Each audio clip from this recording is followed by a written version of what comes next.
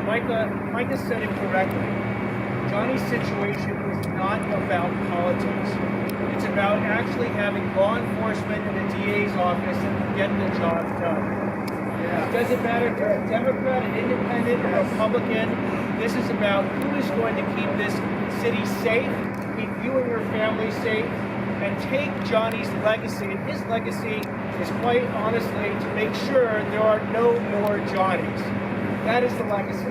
That is what a DA's office absolutely has to commit itself to. Not just find these three brutal murderers and hold them for justice, but make sure we build a Los Angeles that doesn't permit these people to first steal the catalytic converter in the first place, and then have they even thought that they could kill a person in cold blood. Amen.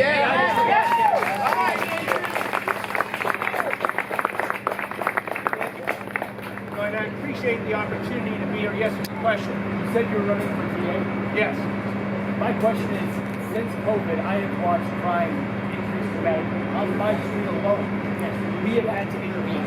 Yeah. Like Johnny, you either die a hero or you live long enough to see yourself become a villain. You know what I mean?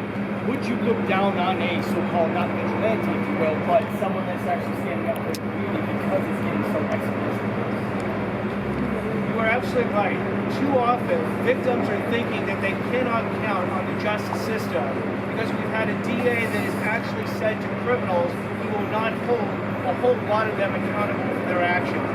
What I hope we can do by changing that DA in November is going back to a system where criminals are held accountable for their actions and where they're actually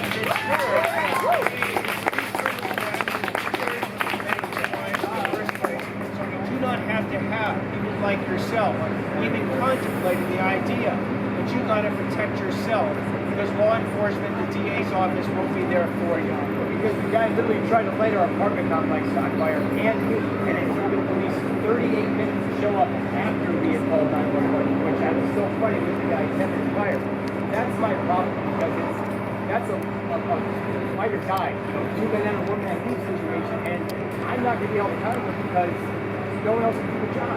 The guy had a federal warrant for arson, and it's getting ridiculous. Yeah, you should not be in a position where you have to fight or die. You should be in a position where you can call on law enforcement, and ultimately they can call the DA's office to do their job. We have gotten away from that for the last 3.5 years. We can bring it back on November 5th.